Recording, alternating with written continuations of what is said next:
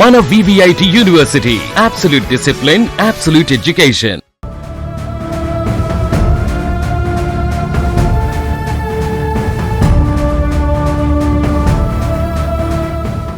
సూర్యాపేట జిల్లాలో మోతే మండలంలో హత్యకు గురైన దంపతుల విషయంలో అయితే కీలక విషయాలు అయితే వెలుగులోకి వస్తున్నాయి. ఒక్కొక్క విషయం వెలుగులోకి వస్తున్న కొద్దీ కూడా కేసులో మరింత షాక్లకు గురి చేస్తున్న పరిస్థితి. ప్రస్తుతం మనం అయితే నిందితుడిగా పోలీసు అదుపులో ఉన్న షరీఫ్ వద్ద ఉన్నాం. షరీఫ్ ఇంత పని చేశాడని ఇక్కడ కాలనీ వాసులు కూడా అసలు ఊహించుకోలేకపోతున్నాం. ప్రస్తుతం మనం అంబేద్కర్ నగర్లోని షరీఫ్ ఇంటిని చూడొచ్చు. ఇక్కడ కుటుంబ సభ్యులు కూడా ఇంటికి తాళాలు వేసి వాళ్ళు ఎటో వెళ్ళిపోయిన పరిస్థితి కనబడుతుంది. షరీఫ్ మాత్రం పోలీసు అదుపులో ఉన్నాడు. అయితే ఇంకో కీలక అప్డేట్ ఏంటంటే అసలు ఎవరైతే హత్య చేశారో, హత్యకు గావించబడ్డారో వారితోనే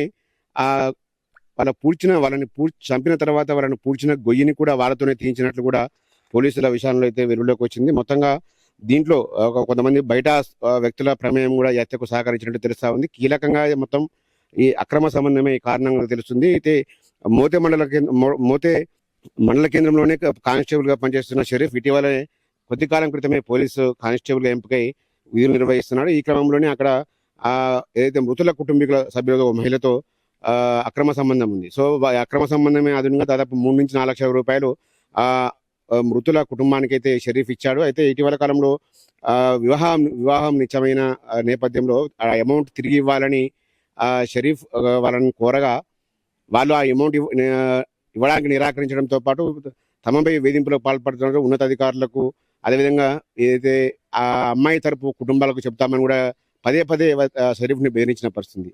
దీంతో వీళ్ళు ఉంటే నా పెళ్లి కాదేమో ఒక భయంతోనే షరీఫ్ ఈ దురాఘాతానికి పాల్పడినట్లయితే పోలీసులు వెల్లడిస్తున్నారు. మరికొద్ది గంటల్లోనే మీడియా ముందు ప్రవేశపెట్టే అవకాశం అయితే నిందితులను కనపడుతుంది. అక్కడ అదే పోలీస్ స్టేషన్లో ప్రైవేట్గా పనిచేసే సుందర్రావు అనే వ్యక్తి ఈ హత్యకు ఆ తర్వాత ఆ మృతులను పూడ్చివేయడానికి సహకరించినట్టు పోలీసులు ధృవీకరణకు వచ్చారు. మరోవైపు ఇతర వ్యక్తుల ప్రమేయంపై కూడా పోలీసులు పూర్తి స్థాయిలో ఆరా తీస్తున్న పరిస్థితి కనబడుతుంది. మొత్తంగా చూసుకుంటే ఆర్థిక లావాదేవీలు, అక్రమ సంబంధమే దీనికి కారణంగా తెలుస్తుంది. మొత్తంగా చూసుకుంటే ఈ షరీఫ్ తన పని కాలనీలో సూర్యాపేట జిల్లా కేంద్రంలోని అంబేద్కర్ నగర్లో ఉండే షరీఫ్ నివాసం వద్ద ఉన్నాం. ఇక్కడ నిత్యం తన పని తాను చూసుకొని విధులు ఇల్లుకే పరిమితమైన షరీఫ్ ఇంత పనికి ఒడిగట్టాడంటే ఇక్కడ కాలనీ వాళ్ళు కూడా ఒకసారిగా ఆశ్చర్యానికి గురవుతున్న పరిస్థితి కనపడుతుంది. ప్రస్తుతం అయితే షరీఫ్ కుటుంబ సభ్యులు తమ బంధువులకు ఇళ్లకు వెళ్ళిపోయిన పరిస్థితి కనబడతా ఉంది.